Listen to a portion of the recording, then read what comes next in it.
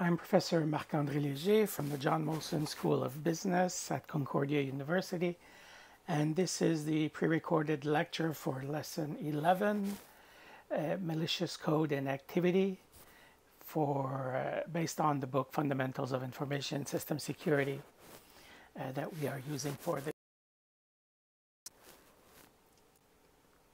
So we're going to be talking about malicious code and activity. So by malicious code, we're talking about malicious software. So also can be referred to as malware, but as you'll see, there's many different types of malicious code. And this is basically any software that is going to be trying to do something bad to your computers or to your information systems. So keeping in mind that when we talk about, generically as something bad, what we're referring to is in relationship to our security properties or things that we're trying to preserve, which, at a high level, we can look at three things, the CIA that we've been talking about since the beginning of this course. So confidentiality, so malware can disclose your organization's private information. Integrity, malware can modify database records either immediately or over a period of time. And then availability, so malware can erase or overwrite files or inflict considerable damages to storage media. We can think of ransomware where, a piece of code is going to come in and encrypt the files. Here, the files will not be available to you anymore. So in this case, availability. And of course, the files are being changed, so integrity. So thinking about these malicious software and how they are structured, we have to understand that what's happening here is that an attacker somehow gains administrative control of a system and then uses different instructions or commands to try to inflict some harm to the information that is there to the system itself. The attacker is going to be sending commands directly to the system or indirectly, and somehow the information system is going to understand these and is going to execute them. The attacker uses software programs that harm a system or that make the data unusable, like my ransomware example a few minutes ago. Then an attacker uses legitimate remote administration tools and security probes to identify and exploit security vulnerabilities on a network. So this is similar to some of the activities that you have probably been experimenting with in the different labs that we're doing in this course.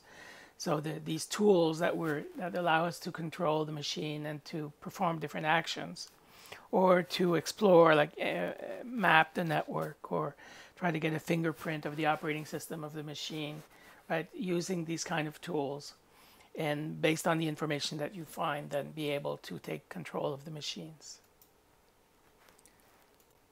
So there's a whole bunch of different types of malware, and we've listed some here, and you can look at those in the book as well. I would, however, suggest to you to take a look at some of the additional material I posted. In particular, the MITRE attack framework, that will also provide you with some additional information and data in that regard. So when we're talking about viruses, so viruses is probably what most of us are familiar with, hopefully because you've heard about them and not that you personally experienced them. But the virus is basically a piece of software, of code, that is going to infect a system. So it's going to target either hardware or some software component of the machines. It's going to attack, modify executable programs, so .com, .exe, sysdll, etc.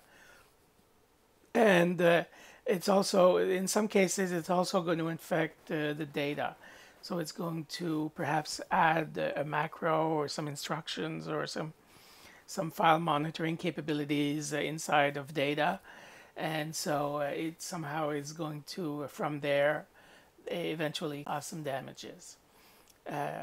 So the typical life cycle of a computer virus, it's once you've acquired the virus somehow, it will wait until the user transmit the infected object to another computer. So this is the idea of replicating itself. Then you transfer the infected object to another machine, and then the virus locates and infects suitable objects on this new computer. And then it starts waiting again and then retransmits itself. So the idea of a virus, sort of like a human virus, right? It's sort of the generic idea, the same general idea. The goal of the virus is to survive, and it's going to survive through replication, and it'll gradually infect a new host, and then it will move on from that host to another host, and of course, as it grows, it gets bigger and bigger.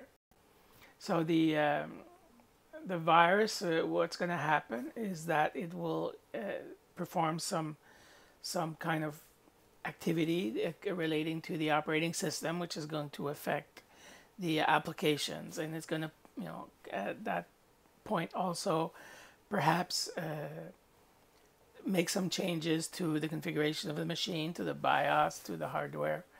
And the idea is, each virus may have a different payload, may have a different goal, but basically the idea is to cause some kind of damage to the machine, right? Remember previous discussions about risk being the combination of a threat and a vulnerability and some damages.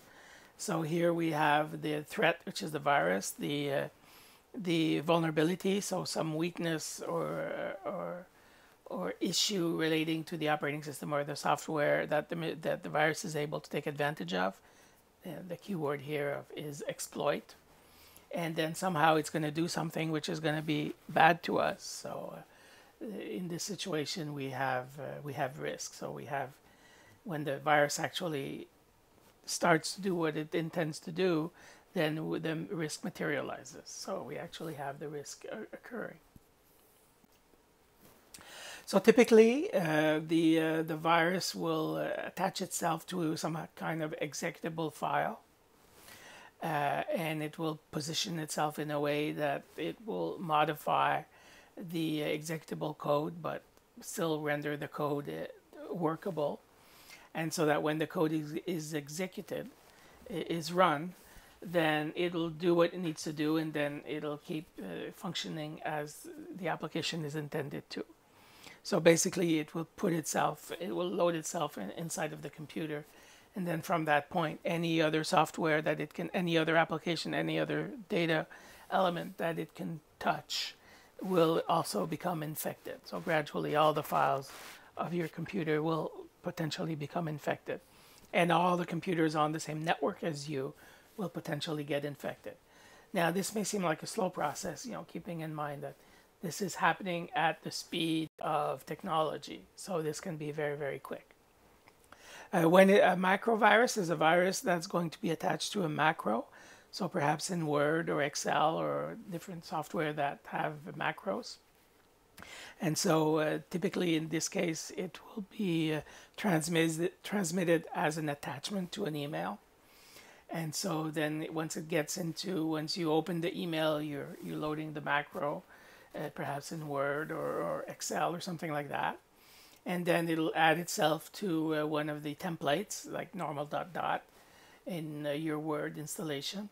And then it'll gradually spread to every other documents that you are using on that same computer with the same Office operating system. So again here, this maybe a slightly more subversive idea, because it seems to be happening very slow, but keep in mind that this is happening at the rate of technology, so very high speed. So we have different types of viruses that are classified in different ways. Polymorphic, so these are viruses that include a separate encryption engine that stores the virus body in an encrypted format while duplicating the main body of the virus. In this case, the virus exposes only the decryption routine for possible detection. It embeds the control portion of the virus in the decryption routine, which then seizes control of the target system and decrypts the main body of the virus so it can execute. A true polymorphic virus uses an additional mutation engine to vary the decryption process for each iteration. So this makes even this portion of the code much more difficult to identify. A stealth virus, also called an armored virus, And these use a unique number of techniques to conceal themselves from users and from detection software. By installing a low-level system service function, they can intercept any system request and alter the service output to conceal their presence. Stealth viruses can have size stealth, read stealth, or both. Slow viruses. These counter the ability of antivirus softwares to detect changes in infected files. This class of virus resides in the computer's memory, where antivirus software can't detect it. It waits for certain tasks like copying or moving files to execute. So as the operating system reads the file into memory, the virus alters it before writing to the output file, making it much harder to detect. A retrovirus, here we're talking about the viruses that attack countermeasures such as antivirus signature files or integrity databases. And the retrovirus searches for these data files and deletes or alters them, thereby crippling the antivirus software's ability to function. So other viruses, especially boot viruses, so these are viruses that gain control of the target system at startup. They modify the Windows registry keys and other operating system key startup files to disable antivirus, firewalls, intrusion detection system software when it finds them.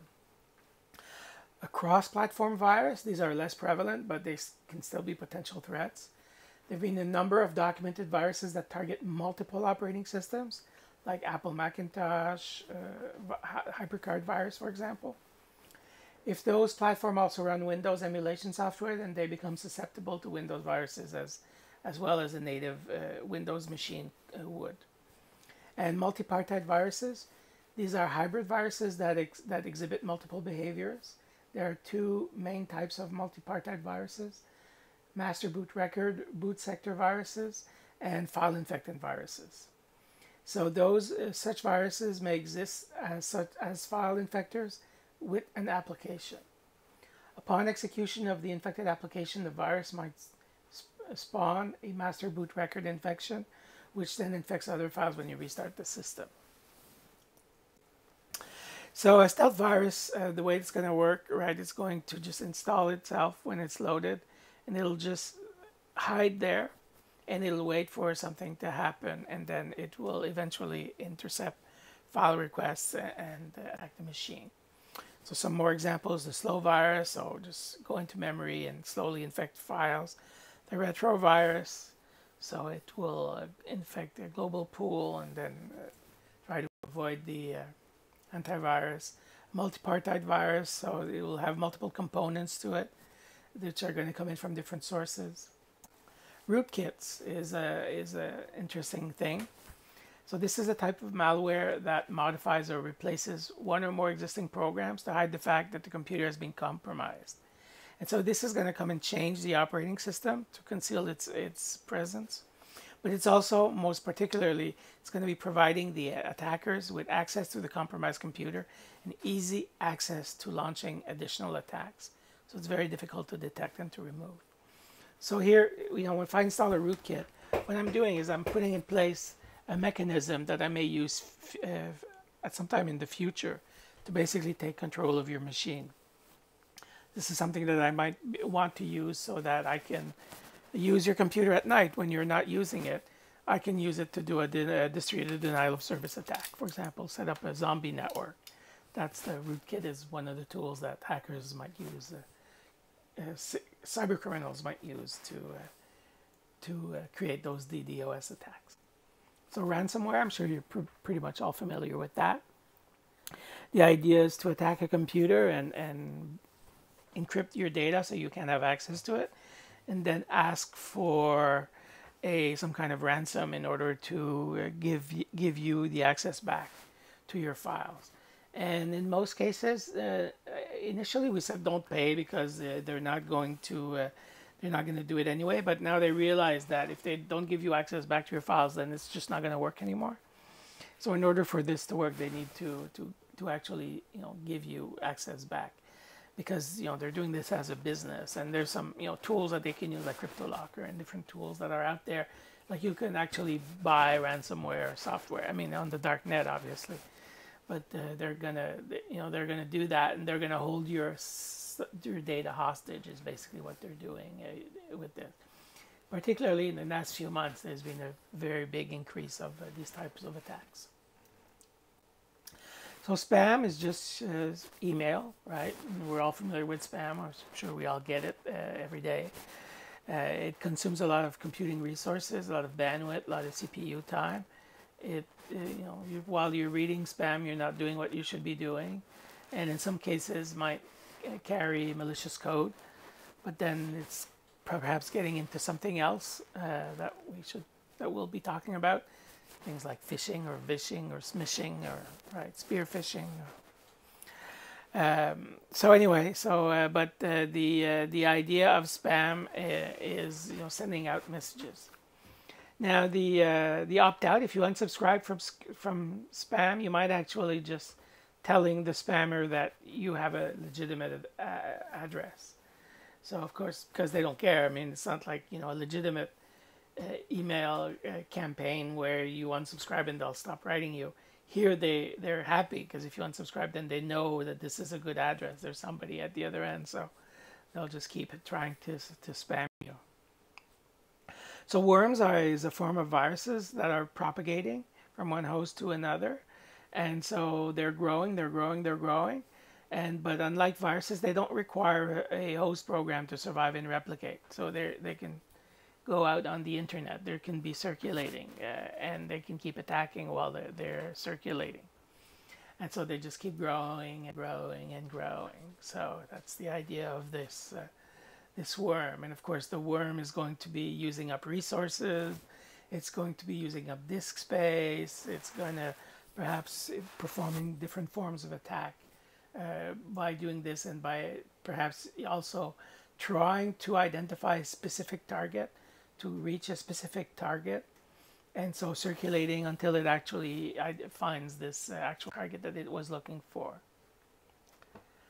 Trojan Horse, so from Greek mythology, the gifted horse that contains a poison, or in this case, originally in the Greek story, Athenians who come out and strangle and murder people at the night while they're sleeping, or it's the same basic idea. So it's a very common class of malware, and it's something that's masquerading as a useful program, but it's actually hiding something else maliciously, and it relies very heavily on social engineering to spread and to operate. So perhaps through emails and getting somebody to click on something. Perhaps it could be a video, could be a joke, could be all kinds of materials that you could be sending, and that's going to trigger an activity. And so once it's going to install something. So this is a way to circulate malware or mischievous content. Logic bombs are programs that execute a malicious function of some kind when they detect some specific conditions, and typically would originate with organization insiders. So perhaps might be someone who says, okay, for some reason, if I'm fired, I want you to trigger this action. Could also be used for cyber warfare activities as well, but that would be for another class. Active content vulnerabilities. So active content, so dynamic objects that do something when the user opens a web page. So like ActiveX, Java, JavaScript, or whatever. And somehow there's some kind of weakness in there that some forms of malware can take advantage of.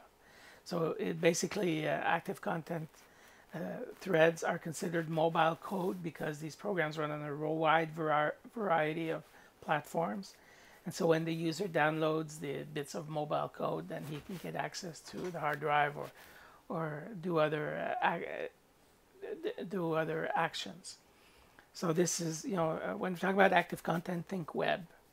So this is something that you are going to enable or activate via some kind of web access. So perhaps hidden on a website. We can think of, I guess the classic here would be websites that are giving away movies. So a way to get free access to movies that you would normally have to pay for.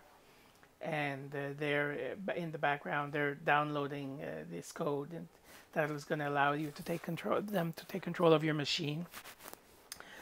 Porn as well is another place where these kind of things have been known to exist.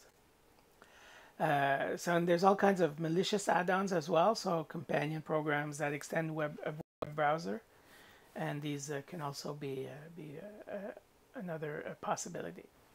So one thing that we can do is injection. And so this is malicious software that is going to deliberately input to some other software to select a website. So we can think of cross-site scripting, for example, or SQL injection into a database. And here I'm going to send like a URL to your server, be it your web server with cross-site scripting or your database server with SQL injection. And as part of my query, I'm going to be injecting some malicious code. And so because of a vulnerability in some web servers or different operating systems, this malicious code is going to be able to execute itself on the server on the other end. So so that's sort of the idea here. So again, cross-site scripting, XSS. So this is a technique that allows users to embed client-side scripts into a web page that users view. And when a user views a web page with a script, the web browser runs the attack script. So these scripts can be used to bypass access controls. Cross-site scripting effects can pose substantial security risks depending on how sensitive the data are on the vulnerable site. SQL injection, so a code injection, is used to attack applications that depend on data sorted in a database. The SQL statements are injected into an input field and are executed by the application. So an SQL injection attack allows attackers to disclose and modify data, violate data integrity, or even destroy data or manipulate the database server. An LDAP injection uses, so LDAP is a sort of a phone book, an address book for users of Unix-based systems or certain systems that rely on the LDAP protocol. And so in the LDAP injection, it exploits websites that construct LDAP based on user input. The web applications that don't sanitize input enable attackers to alter the way that LDAP statements are constructed. So the LDAP statements that are modified by an attacker run with the same permissions as the components that executed the command. So basically a way to get sort of administrative access through a backdoor into a server. Using XML injection is another way. So this is a technique that manipulates the logic of an XML application or service. And so injecting XML content into an XML message can alter the logic of an application or even insert malicious contents into an XML document. And then finally, command injection. So the goal of this type of attack is to execute commands on the host operating system. A vulnerable application provides the ability for this attack to succeed. So these attacks are possible only when application accepts unvalidated user input and then passes the input to a system shell. So here the key is vulnerabilities and how we're going to be testing the vulnerabilities on different technologies that we use in our network. And most organizations would have, code sanitizing. They would have processes in place. They would also be training their developers so that they're familiar with these concepts, so that when they're writing their code, they're going to be testing them to make sure that these kind of injection attacks wouldn't be possible in the system that they're building. So the next form of malicious code is the botnets. So think of this as a remote-controlled army of computers, so infected machines, and over which you have control, or an attacker has control. And then when he needs them to do something, using sort of a back channel, the IRC, the relay chat channels, it's going to command those machines to start an attack and do something. So typically, perhaps to be sending spam emails, so through a big spam service, or distributed denial of service attack, or against other countries, against organizations. So this would be these zombie networks of bots that you might hear about sometimes. So that's what we're talking about here. So the idea of the denial of service attack, as we've talked about before, of sending requests, SYN floods, for example, so taking advantage of the TCP/IP packets, SYN hack, SYN type of acknowledgement request, and keeping a computer busy, like a server busy, handling so many requests that eventually it'll be just too many and the server is going to crash. So that's sort of a denial of service, just keeping it busy. And of course, the most efficient way is to do this from multiple sources. So if I have an army of botnets, of robots that are ready to attack you, and just flooding the whole network with these type of attacks. And so I'm just sending a whole bunch of SYN requests, and I don't even care about getting the hack back. I'm just keep flooding and flooding and flooding and flooding until the whole machine is just not going to be able to handle it anymore. Smurf Attack is using ICMP, so like a ping request to broadcast a whole bunch of stuff, and again here to generate a denial of service attack. So I can modify packets that I'm sending and getting them to reply to a different address. In this case, the IP address of the victim. And so it's just basically going to be flooded with all these packets. So it'll cause problems at the network level, or even the host, the server is going to crash. Spyware. So spyware is just software that's spying, right? Hence the name. So I'm just going to be running some kind of code on the background, and it's going to be listening. It's going to be listening for all kinds of information, maybe user IDs, password, data, and then just sending me information back on what you're doing on your computer.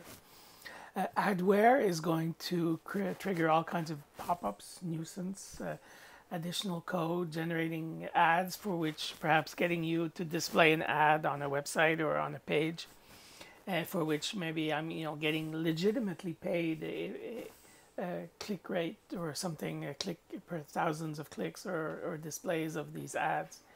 And so I'm just getting all these machines displaying all these ads and collecting the money. Not too common now. It was a big thing maybe 10 years ago. Maybe 5 years ago.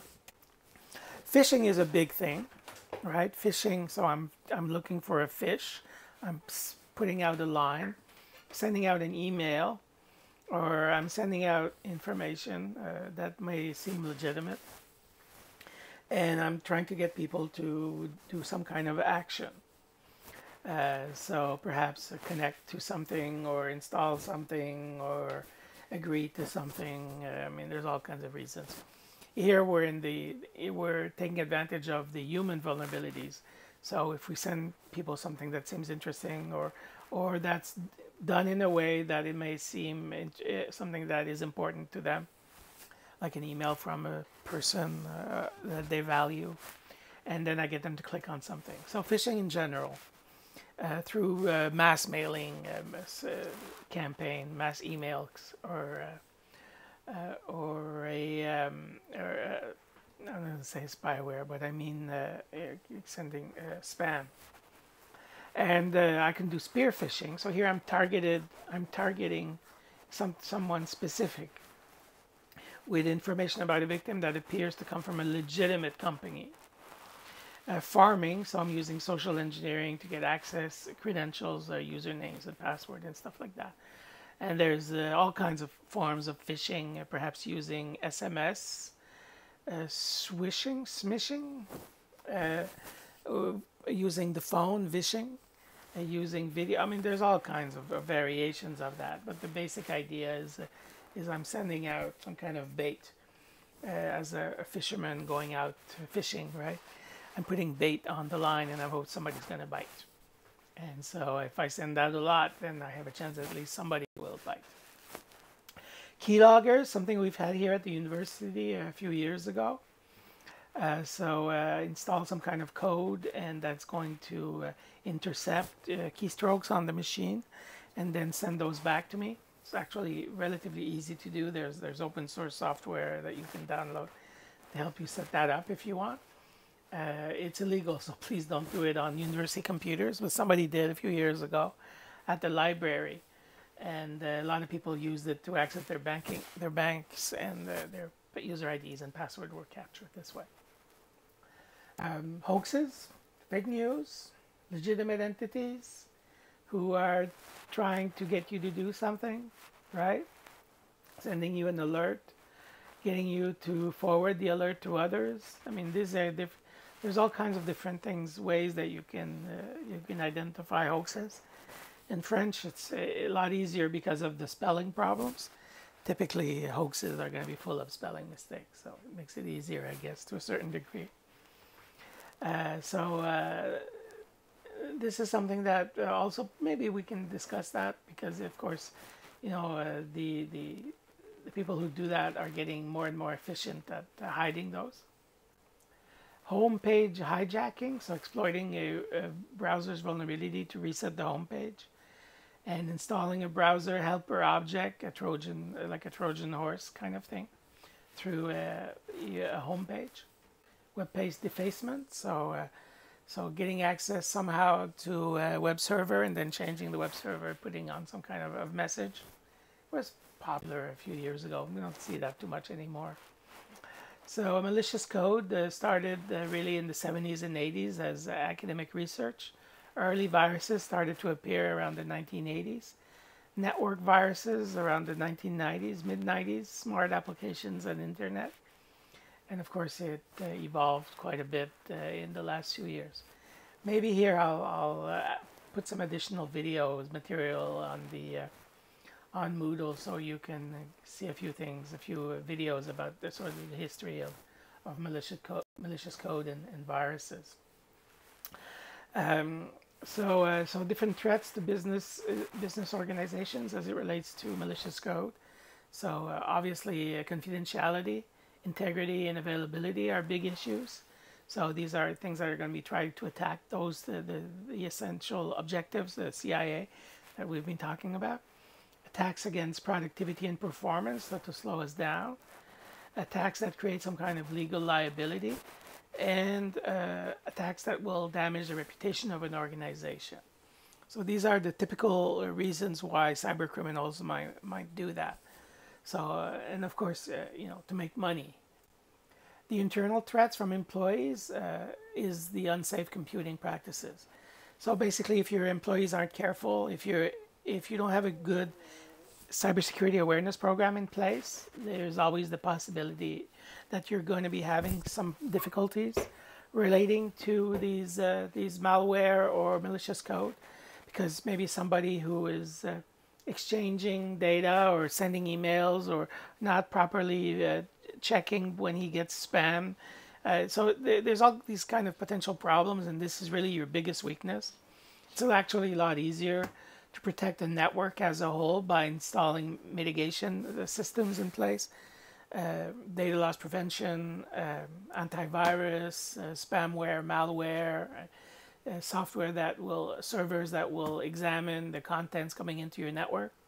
But it only takes one employee to click on something that they shouldn't have, maybe because they weren't properly trained, maybe because they weren't attentive, and they clicked on it. So this is really where you can have certainly where you have the biggest threat in this area. This is why organizations need to have in place cybersecurity awareness programs. Again, something that we definitely are going to need to talk more about, and perhaps we can have a discussion specifically on how these are done and what kind of strategies can be put in place. But it's a very important component of your cybersecurity strategy, has to be this awareness component. So how does an attack happen, right? So this is what we're going to be looking at in the next few slides. So what motivates the hackers? Obviously money is one. Fame, reputation of the hackers within the hacker community. That's a good motivator for hackers. Political beliefs or systems. So perhaps we can think of eco-terrorism or just political terrorism, religious terrorism. These are all reasons why we have seen in the past that people have used as to justify why they're doing it. And I guess we should be talking about the fraud triangle to try to understand this a little bit further from a criminology point of view. But basically, if people are motivated, right, by different things, they have their reasons, and they rationalize that these reasons are just, and so all of those may work. And the only one I didn't mention was revenge. So this would typically be a disgruntled employee who would want to get revenge, or maybe somebody who for some reason is not satisfied with the product and services of a company. So typically the idea is going to be to export, modify, and then denial of availability, sort of the different goals that these attacks are going to have. And I will refer you to the cyber kill chain here, and I've already put some videos, hopefully, that you saw that go a little bit more in depth into understanding sort of the whole strategy of how this happens. So the different types of attacks could be structured, unstructured. They could be a direct or an indirect attack. So a direct attack is I'm just going through the internet and I'm specifically attacking one given host.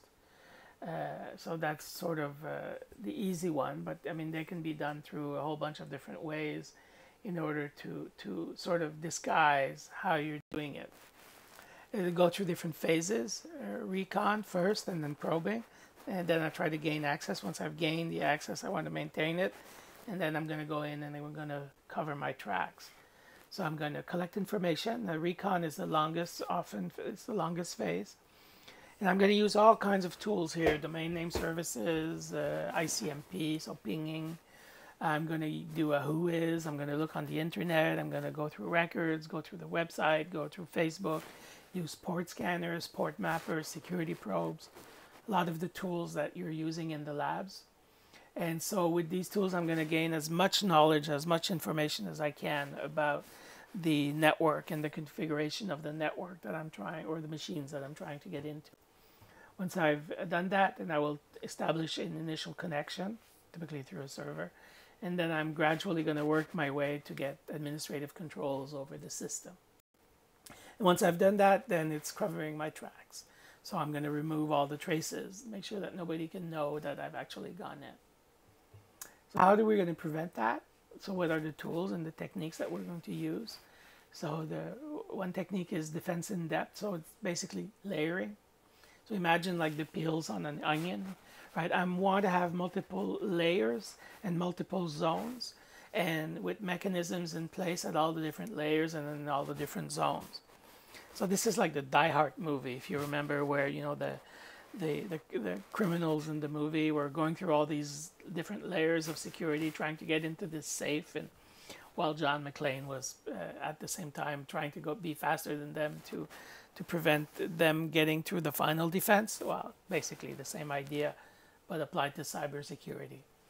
So I'm going to have application defenses, so mechanisms for, you know, all the host systems, like antivirus screening and things like that, ensuring that, you know, my virus detection are up to date, my signatures are up to date. I'm going to be scanning all removable media, perhaps even I'll be disabling removable media, but that's another story. I'm going to install personal firewalls and intrusion detection system on all the machines. So these are the hosts, all the computers in my network. I'm going to be deploying change detection software and integrity checking software. So if anything changes on these machines, I'll be notified. And then, of course, maintaining all the logs and putting controls on email and making sure that all the email attachments are being scanned as they come across and come into my network. At the operating system level, so change detection, integrity checking, deploying, enabling change detection and integrity checking software on all the servers as well as all the hosts, making sure that the operating systems are consistent, that they've been patched with the latest patches, that only trusted sources are used when I'm updating or I'm installing operating systems, and I'm going to want to disable all the unnecessary services and processes. So basically I want to have a minimal configuration. Anything that's not specifically needed, I want to disable. From a network point of view, I'm going to create choke points, so bottlenecks in my network. And I'm going to have, in these bottlenecks, I'm going to have things in place to make sure that, things that shouldn't go through are not going to go through. So we can think of firewalls, intrusion detection systems, intrusion prevention systems, different types of probes that are going to be implemented in particular areas, segregating my network, installing zones of confidence, zones of trust, perhaps even going one step further and having a no trust, so a zero trust environment. Again, here's something that I've put videos on that you may want to explore a little bit further. Making sure that they're all up to date, that all the patches are there, the security signatures on the different databases are all up to date as well. I want to make sure I have a recovery system in place, so backups, file backups, image backups. I'm making sure that I'm scanning everything that's coming in and out, and that I can disable network access while I'm doing updates and upgrades, so when my machines are in a potentially vulnerable state, that everything is being blocked and they can't be attacked at that time. I want to make sure I put in some acceptable use policies for all of my network service and resources, and I want to have standardized software so that I can better control the patches for implementing different mechanisms and different best practice, such as ISO 27002, but not only that, there's a whole bunch of others as well, NIST and others that we talked about, MITRE as well. So all these different standards and security policies can help you, but making sure that when you implement a security policy, it complies with the best practices and these frameworks that we've been talking about. And then finally, intrusion detection tools and techniques, so antivirus, network monitors, analyzers, content filtering, honeypots, so setting traps on the network. So if the hacker, somebody does get in, perhaps they'll find that this honeypot is an interactive target, and then we'll get warned as soon as somebody is probing our honeypots that there's something we need to be aware of. So that was the presentation, a little bit longer, but I tried to go relatively quickly on all of these aspects.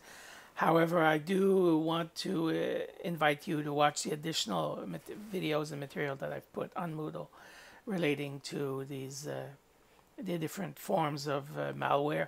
And if software development, application development is something that you're interested in, there's a lot of expertise available online to help you with that.